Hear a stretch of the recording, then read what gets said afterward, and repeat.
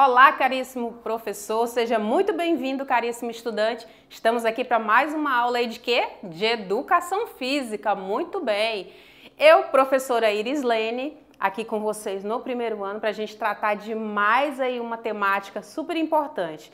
Eu tenho recebido diversos, mas eu disse diversos, tá? Diversos registros fotográficos, de vídeos, e eu tô assim muito feliz com o retorno, muito contente porque eu tô vendo que os estudantes estão realizando aí as práticas, os professores estão incentivando, tá tendo uma correlação aí, uma conexão muito boa nas aulas de educação física.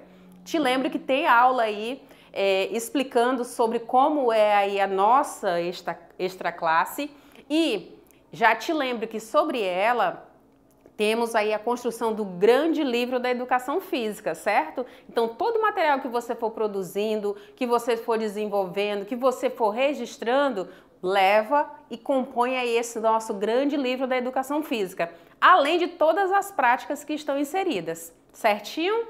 Posso contar contigo mais uma vez? Que bom então! Então, bora lá ver o que nós temos na aula de hoje. Olha só a temática de hoje. Então, nós estamos na aula de número 13. E nessa aula de número 13, a temática de hoje, ela é o que, Profires? Ela é sobre atividade física e os seus efeitos no músculo. Então, como que eu faço e o que eu tenho aí de benefícios relacionado a essa prática da atividade física? Nesse caso aqui, eu estou mencionando sobre a atividade física sistematizada. Muito bem. Atividade física a prática regular do exercício físico, né? Lembra? Intensidade, frequência, duração. É desse tipo de atividade física que eu estou mencionando aqui com você. Olha só. O que nós temos aqui na nossa agenda? Então, nessa nossa agenda de hoje, número 13, tenho aqui a estrutura e a função do músculo. Muito bem.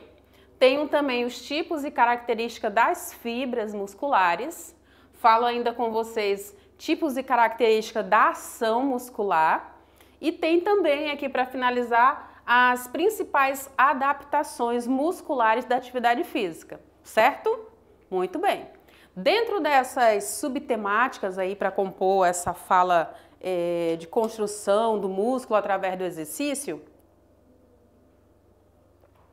a gente já entra aí na nossa primeira subtemática, que fala sobre o que, Profires? Sobre a estrutura e a função do músculo. Olha só como é que acontece. Então, eu tenho aqui essa composição desse músculo. E aí eu vou entrar aqui antes da gente observar com mais atenção esse slide. Vem aqui comigo. Muito bem, isso, maravilha. Então, eu tenho aqui a composição de um músculo qualquer. Esse músculo ele é composto por outras partes para ter todo esse volume. Que partes são essas, Profires? Então, eu tenho aí o epimísio, eu tenho o perimísio e o endomísio. Quais são essas partes? Então, como eu falei para você, nós temos essas composições aí básicas para montagem para composição desse músculo. Então, nós temos aí esse grupo muscular, né, que quando eu faço um exercício físico, ele vai aumentar de volume, né? Então algumas células vão se desenvolver mais e vão fazer essa composição ficar maior. E a gente tem que pensar que a gente começa, como eu acabei de mencionar, de células, né? A gente também tem aí a questão dos feixes e toda essa composição vai ser aumentada. Então agora dá uma olhada só nesse slide. Vou pedir isso, muito bem. Então nós temos aí os músculos esqueléticos e eles estão aí o que? Presos aos ossos por meio de um tecido conjuntivo robusto chamado aí de tendões. Então, se a gente pegar esse tendão, esse músculo, né, para a gente estar observando um pouquinho mais de perto, aliás, eu vou ter aí um grande músculo, né, que está aqui, eu estou ampliando aqui dessa parte aqui, próximo ao cotovelo. Então, eu tenho o que, prof? Eu tenho esse corpo musculoso, que é toda essa parte externa maior, todo esse grande corpo aqui. Na sequência, eu tenho aí o epimísio, tá? Que vai envolver todos esses conjuntos menores, epimísio.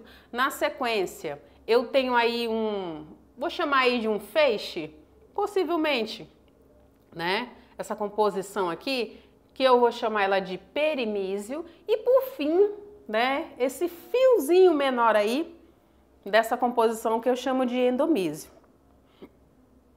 E dentro dela eu tenho aí diversas fibras, né, musculares, células compondo. Então, basicamente, quando eu olho para o músculo, eu vou lembrar aí dessas três partes: epimísio, perimísio, endomísio, para poder fazer toda essa composição muscular, tá? Muito bem. E aí, agora, vamos verificar quais são esses tipos de músculos. Então, eu tenho aí em evidência três tipos de músculos: o liso, o estriado cardíaco e o estriado esquelético. O liso eu vou encontrar aí em alguns órgãos, né, onde eu tenho um músculo totalmente liso, ou seja, ele não é estriado, tá? Eu tenho uma fibra muscular que é lisa e tenho diversos núcleos em evidência aí, mas principalmente essa fibra muscular é lisa. Na sequência do músculo cardíaco, como o próprio nome já diz, a gente está falando do músculo do coração. Então, eu também vou ter algumas fibras musculares aí, só que essas têm uma volumetria maior em relação ao anterior, tá? E eu tenho a presença de estrias, a presença de disco intercalado e também consigo perceber aí, isso a nível microscópico, né? Os núcleos. E o último, que é o estriado esquelético, ele vai de encontro aí com essa composição mais específica desse grande músculo, onde eu também tenho aí agora as estrias, a fibra muscular e o núcleo na sua composição. Então, o que a gente percebe? Um volume se destacando cada vez maior na sequência desses tipos de músculos. E aí, como que funciona isso no nosso corpo? Então, no nosso corpo, a gente tem aí evidência em torno de 600 músculos esqueléticos. E eles vão constituir aí cerca de 40 a 50% do meu peso corporal. Então, se você for aí uma pessoa, um indivíduo, um estudante aí, que vamos supor que tenha aí, deixa eu ver, 60 quilos, metade desse seu peso, né, dessa sua massa corporal, aliás, metade dela provavelmente vai ser aí constituída aí pelos músculos, tá? Ou aproximadamente a metade dela. Então, nós temos aí os músculos que constituem essa massa orgânica, que vai envolver todos esses pontos aqui, que é o esqueleto, vai também revestir, vai proteger os órgãos. Então, quando a gente fala de músculo, eu não estou falando somente do músculo aqui do meu braço, somente do músculo lá da minha coxa. Não, todo o nosso corpo ele é composto aí de músculos, né? E esses músculos têm essa função esquelética e essa função também de revestir toda a estrutura óssea e também de proteger aí os nossos órgãos, certo? E aí, dentro desse grupo de músculos, eu tenho aí ele voluntário e involuntários, que realizam movimentos voluntários e movimentos involuntários, né? Então, quando eu falo movimento voluntário, gente, é o quê? Fala aí pra mim, vem aqui comigo. O que quer dizer, Profires, quando você diz movimento voluntário? Significa que, por exemplo, para eu fazer esse movimento de mãos, de levantar uma sacola, de pegar algo no chão, eu pensei antes de realizar. Então, esses músculos vão estar sendo trabalhados, exigidos naquele momento para realizar um movimento voluntário, que eu pensei para fazer.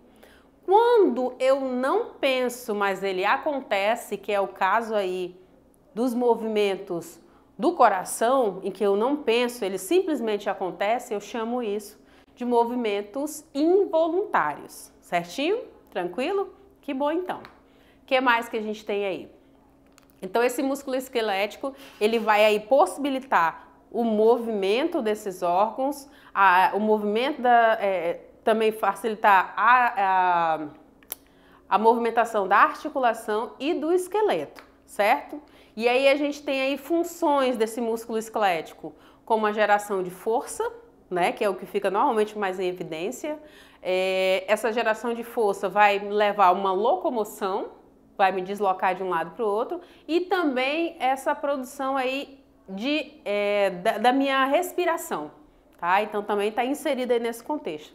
Eu também vou ter aí essa geração de força para sustentação da minha postura.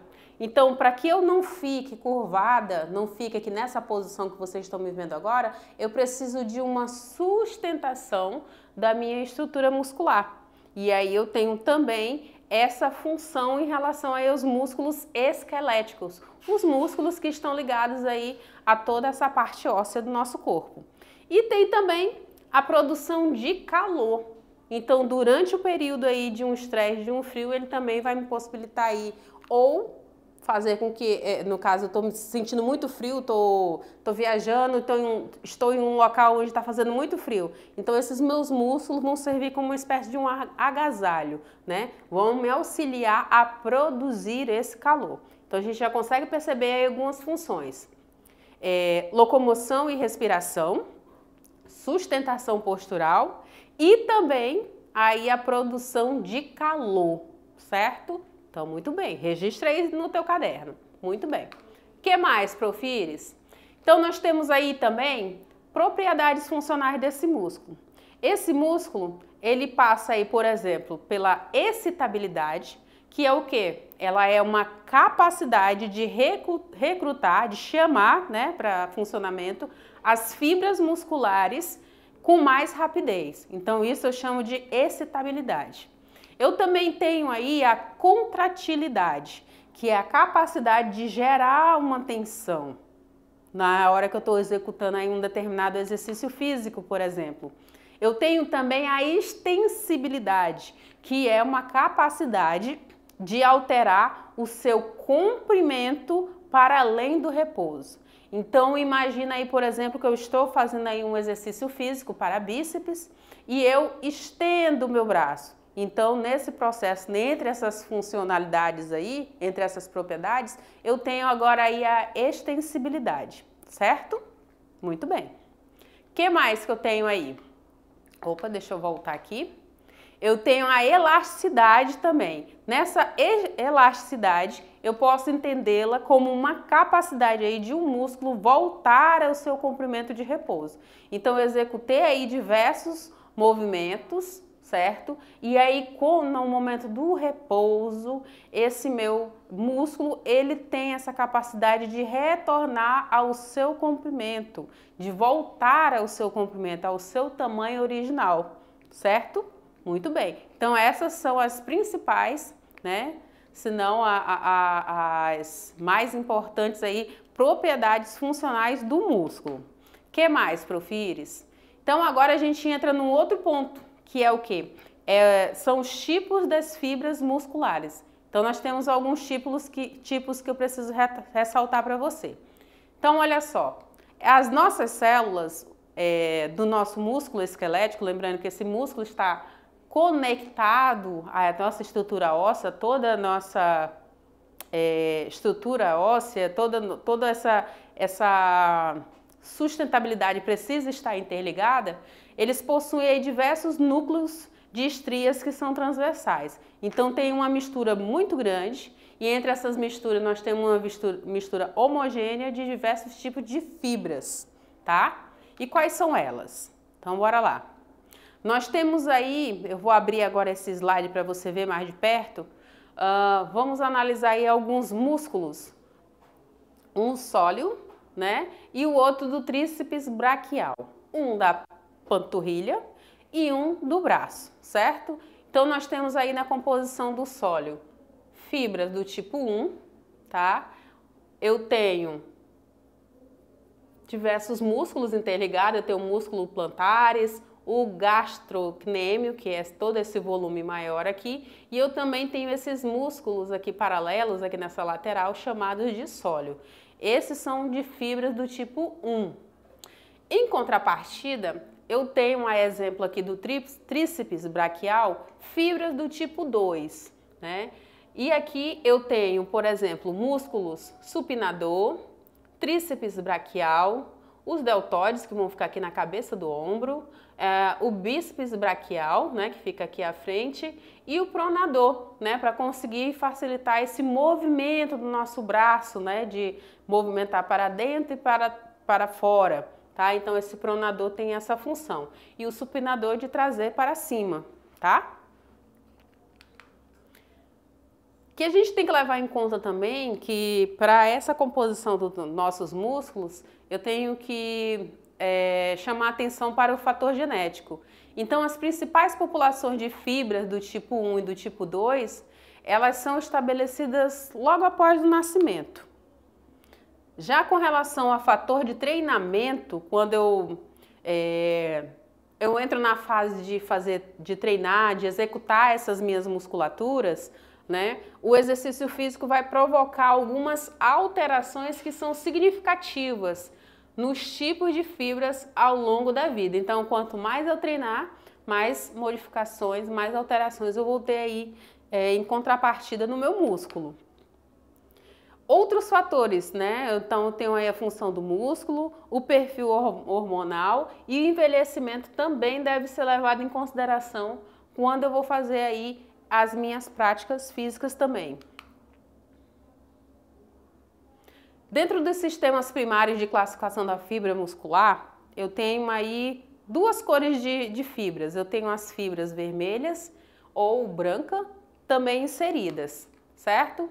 Eu tenho que levar em conta também o tipo de velocidade de contração, que ela pode ser aí rápida ou lenta. Então, quando eu vou executar um exercício físico, em que eu quero que ele resista, né, em que eu quero sentir essa musculatura sendo trabalhada, eu vou trabalhar essa contração de uma forma um pouco mais lenta. Se eu quero fazer ali, quem sabe, uma queima, eu vou trabalhar ela de forma mais rápida, tá? Então, isso são exemplos, ok? E aí eu tenho tipo de fibra 1 e tipo de fibra 3 também envolvido.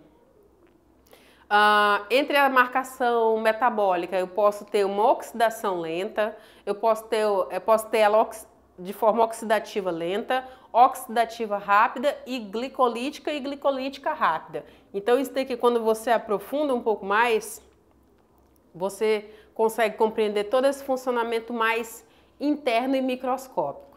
E aí, para você entender e aprofundar aqui, eu vou te apontar aqui alguns tipos e características dessas fibras. Olha só. Então, observando aqui as características em relação ao tempo de contração, né, que se ela for do tipo 1, será lenta. Se ela for do tipo 2A, ela é intermediária. E do tipo 2X ou 2B, ela será rápida.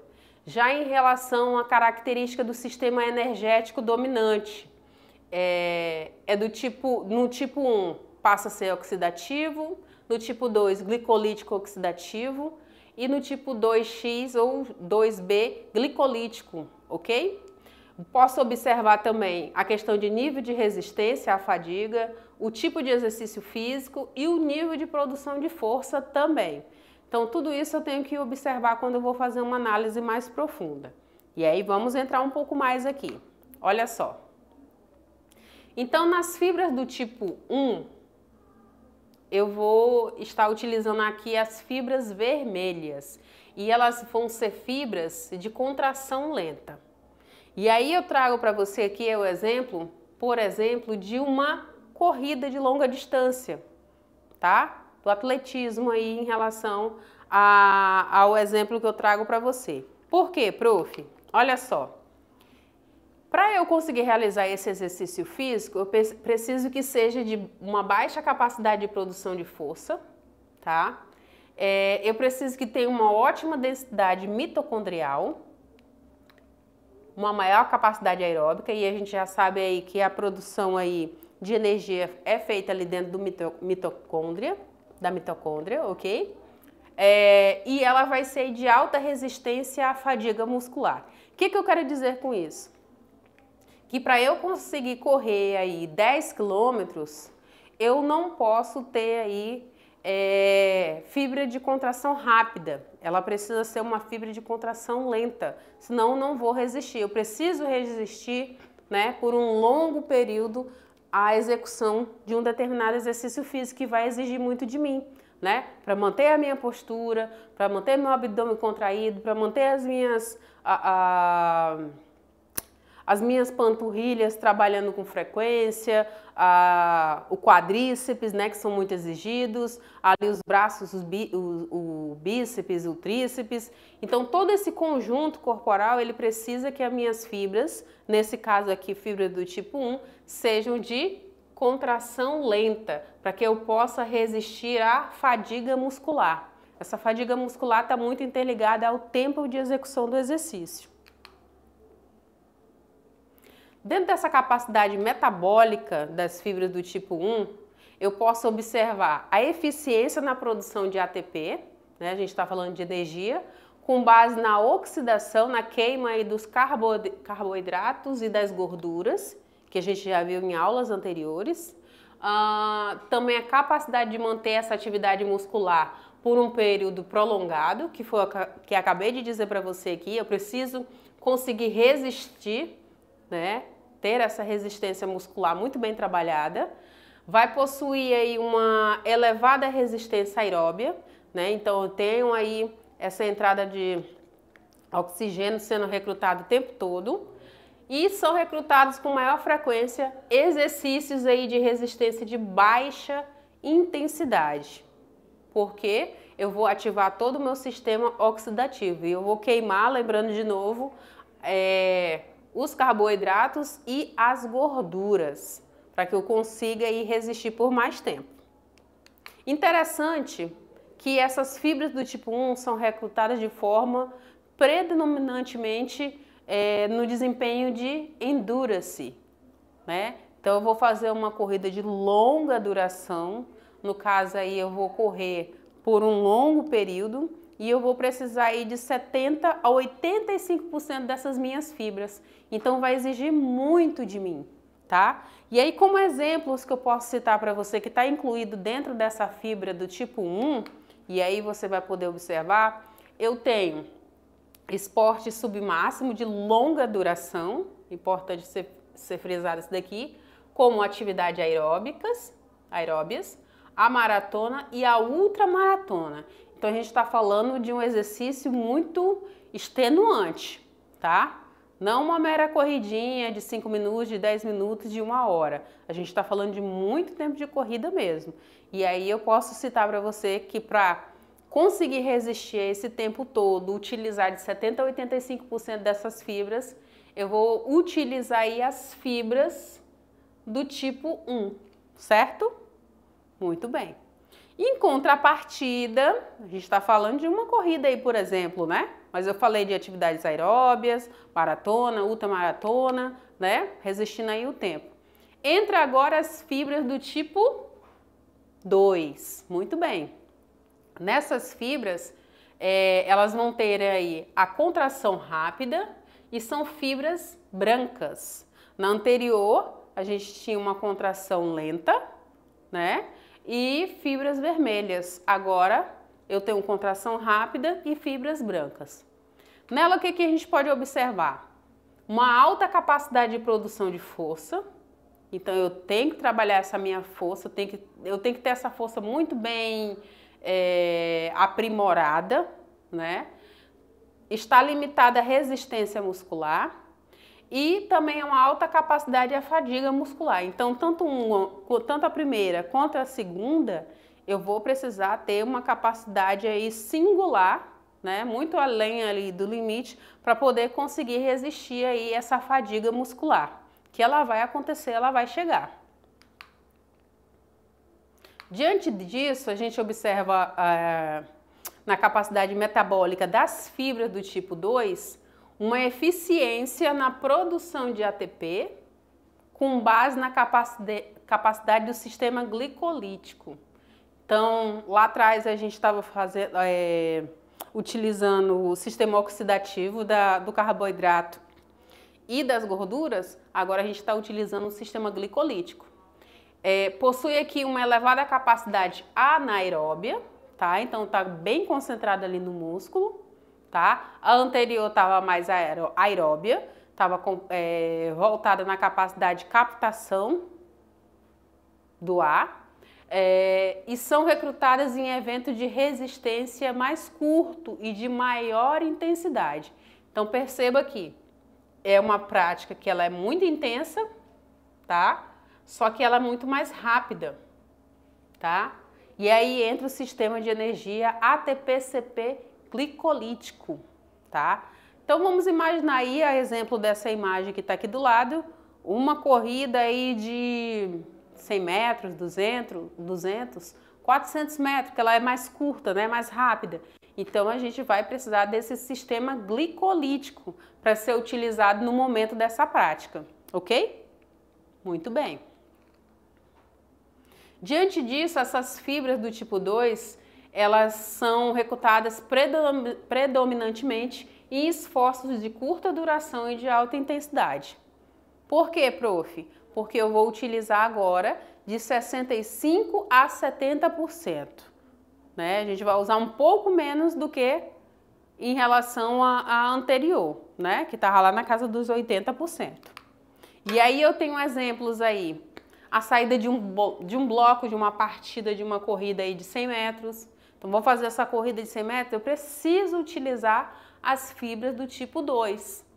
Para a execução de um corte rápido no futebol, em que eu tenho que agir muito mesmo de forma precisa, né? Ajustando aí e ser ajustado as fibras do tipo 2, tá? Então, essas são as diferenças aí, as particularidades de cada tipo de fibra.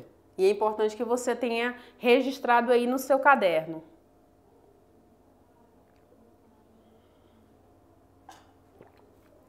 Muito bem. Continuando, agora eu falo com você aqui sobre os tipos e características da ação muscular, tá? Tipos e características da ação muscular. Aí a gente consegue observar como que funciona, né, o comportamento do músculo em repouso. Então, o meu músculo em repouso, ele tem um volume e um comprimento específico, que eu consigo observar aqui nessa primeira imagem aqui que eu tô demarcando para você. Tá vendo? Tá bem relaxado, tá sem nenhum tipo de esforço. À medida que eu faço uma prática, um exercício em que ele fique de forma isométrica, eu já vou ter, ele não mudou o comprimento, ele não mudou a sua estrutura de um modo geral, porém, se vocês olharem aqui dentro, existem umas setinhas, está demonstrando que existe uma tensão, um trabalho de força sendo trabalhado, né? Foi até redundante, né? Tem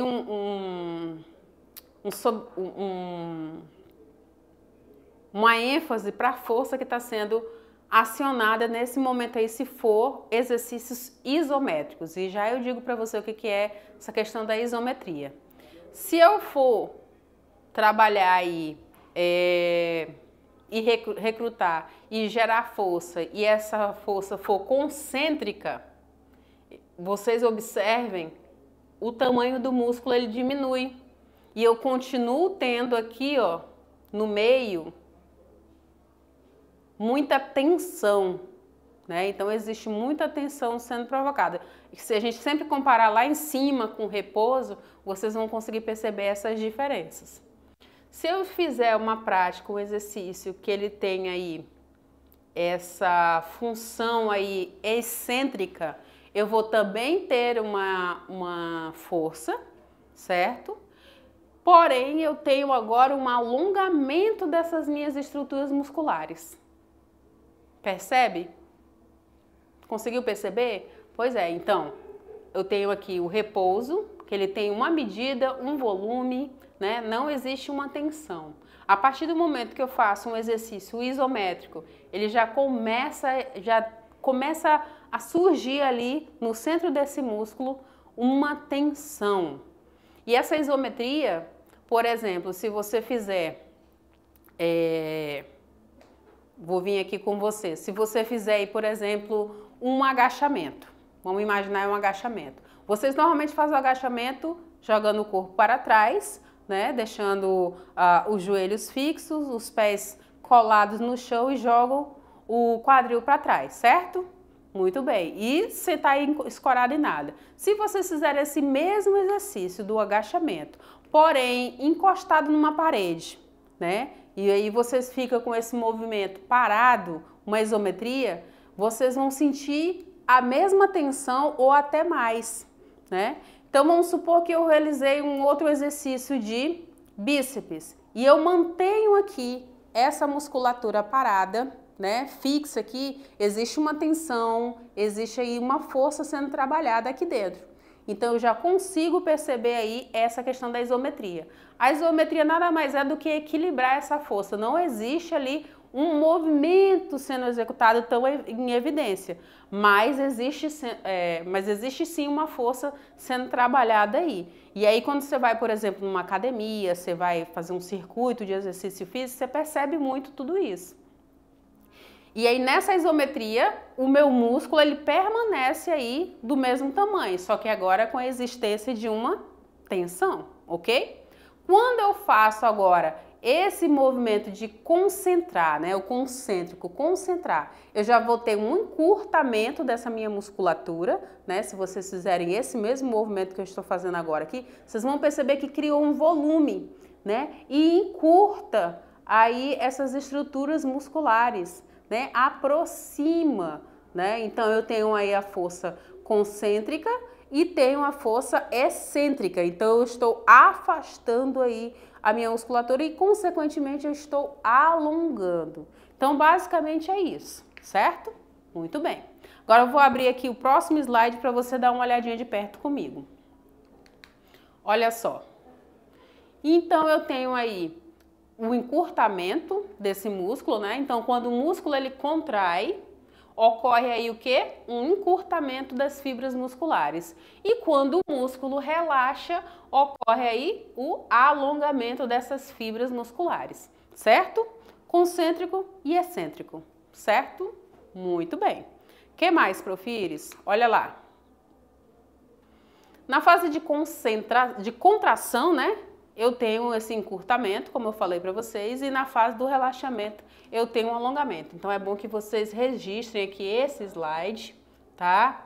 De alguma forma, para que vocês, sempre que vocês forem realizar algum exercício, vocês saberem a fase concêntrica e excêntrica e isométrica também, tá? Então eu tenho um músculo relaxado e eu tenho um músculo contraído. Percebam um volume, tá? Aproximação, um encurtamento aí dessas fibras musculares. E aí eu trago um exemplo bem claro para vocês, se vocês quiserem registrar esse slide, fiquem à vontade, onde fica muito claro aí a questão da execução do movimento, né? Então, quando eu executo esse movimento e eu paro esse movimento, eu seguro esse movimento, mas existe ali uma tensão, eu chamo aí de uma ação muscular concêntrica, tá? Concêntrica.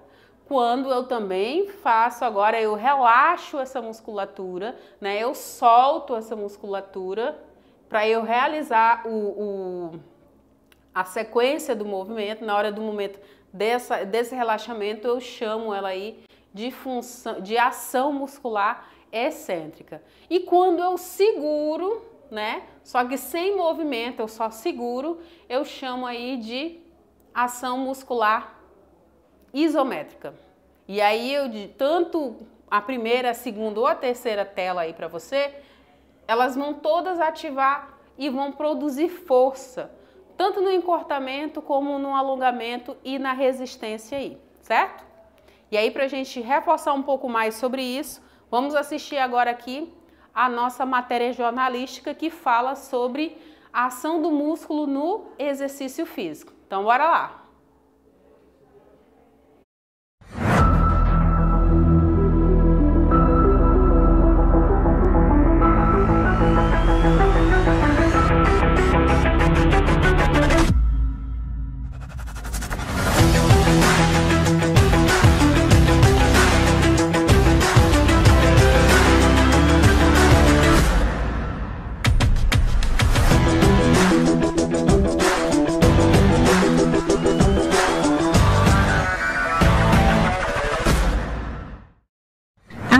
músculo no exercício.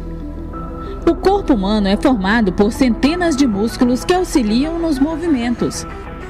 Ação do músculo no exercício. Ação excêntrica ou alongamento, quando o músculo se alonga durante a contração, uma contração excêntrica.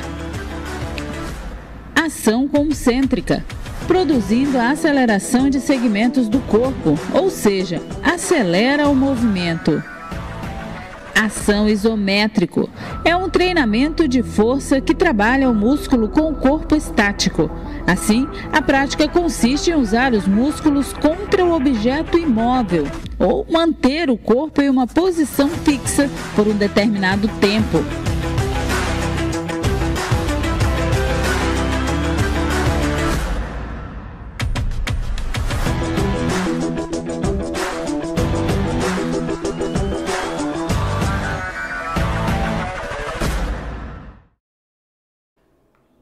Muito bem, caríssimo estudante. Então, a gente reforça aí o que foi mostrado nessa matéria aí, a questão da fase excêntrica e da fase concêntrica. Então, quando eu tenho a fase excêntrica, eu afasto essa musculatura, eu estendo, eu alongo essa musculatura. E quando eu tenho essa fase concêntrica, eu aproximo, eu encurto aí essas fibras musculares. Então, basicamente é isso. E aí, num exercício como esse, da barra, do exercício da rosca direta na barra, você consegue ver nitidamente aí a execução e a utilização aí desse músculo, certo? Outro ponto importante aí para reforçar, né? Nessa ação concêntrica, então eu vou ativar aí esse músculo de forma a ter esse encurtamento. Vou desenvolver uma força, né, nesse encurtamento e também vou, pelo que o músculo ele excede aí, é imposto uma resistência ou um peso, certo? Então, para eu conseguir perceber melhor essa fase aí concêntrica, se eu estiver com peso, se eu estiver com uma carga, eu vou conseguir perceber muito melhor, certo? Muito bem. Na fase excêntrica também é a mesma coisa, né? o mesmo entendimento, também vou ter essa ativação dessa força, ok? Esse músculo agora, em vez de concentrar, de encurtar, ele vai aí se alongar para produzir essa força e eu vou ter aí uma espécie de um relaxamento, só que eu tenho que lembrar que existe uma tensão interna aqui dentro, tá? Existe uma tensão interna. Muito bem.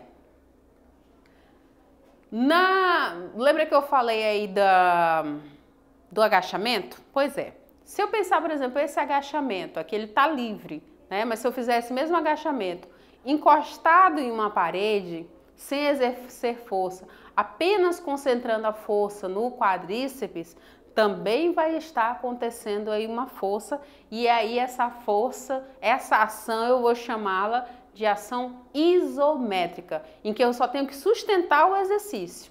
Nesse caso aqui, olha só, do exercício apoiado no solo, eu também vou ter uma concentração de força, só que agora onde vai estar concentrada principalmente essa força, prof? Vai estar concentrado aí no abdômen, certo? Então são exemplos de exercícios que eu posso trazer e posso demonstrar aqui, ó. Percebo que não existe uma carga externa, não tem nenhum peso, não tem uma caneleira, não tem nada segurando. Eu tenho que sustentar o meu corpo por um determinado tempo sem fazer o movimento de ir e voltar, sem a ação concêntrica e excêntrica, certo? Muito bem. Nessa ação isométrica aí, eu tenho uma tensão, como eu já falei para vocês, no músculo, sem mudanças de comprimento dessa fibra muscular, porém, existe a produção dessa tensão, né? E eu tenho aí uma igual resistência. Então, tanto a resistência quanto essa força, elas vão estar trabalhando juntas, iguais, certo? Muito bem. E quais são as principais adaptações musculares, né, na atividade física? Então, eu tenho a hiperplasia, e a hiperplasia, ela se refere aí a um aumento do número total aí dessas fibras musculares, e a hipertrofia, que é um aumento no tamanho dessa fibra muscular. que significa isso, prof? Já mostra aqui nessa imagem, olha só. Então eu tenho, vou abrir aqui a imagem bem grande para você, dá uma olhadinha que a gente já está encerrando. Então, para essa adaptação aí no exercício físico, para que eu consiga suportar, importante frisar isso, essa prática, eu vou ter aí essas duas ações. Uma da hiperplasia, né, que eu aumentei o número, e da hipertrofia, que eu aumentei o volume. Então, esses feixezinhos aqui que vocês viram aqui, eles vão ou aumentar de número ou aumentar de volume, certo? E aí, para enfatizar essa nossa aula, e chegou o momento aí do nosso exercite-se mais. Lembra daquele quadro lá que eu mostrei para vocês, da fase concêntrica, excêntrica e isométrica? Pois é. Eu vou querer que vocês façam uma demonstração visual, e aí pode tirar foto, podem fazer vídeo, né? Reveza os colegas. Vocês vão utilizar aí modelos de músculos, né? Em sala de aula para demonstrar aí tanto a contração concêntrica, excêntrica e isométrica. Vocês vão buscar aí alguns exercícios físicos, vão buscar alinhar a postura e vão buscar identificar aí junto aos colegas, de preferência em dupla, né? No corpo de vocês, no corpo do colega, identificar, ó, tá acontecendo aí a fase concêntrica. Não, tá acontecendo a contração excêntrica. Não, agora é a isométrica, para vocês conseguirem sentir e perceber esses movimentos. Então, é preciso que vocês exemplifiquem essa prática aí. E aí eu trago de volta esse quadro aqui, onde vocês podem fazer, por exemplo, o bíceps e realizar aí, ó, 15 repetições de cada lado e segurar por 20 segundos o exercício, né? Então, essa é a prática de hoje para o nosso momento exercite-se mais, mais e mais. E aí, vem aqui comigo, a gente vai girar aqui agora a vinheta e na sequência faremos aí a nossa revisão dessa aula, que é muito importante que você tenha anotado e registrado tudo. E na sequência aí tem os exercícios. Tchau, tchau!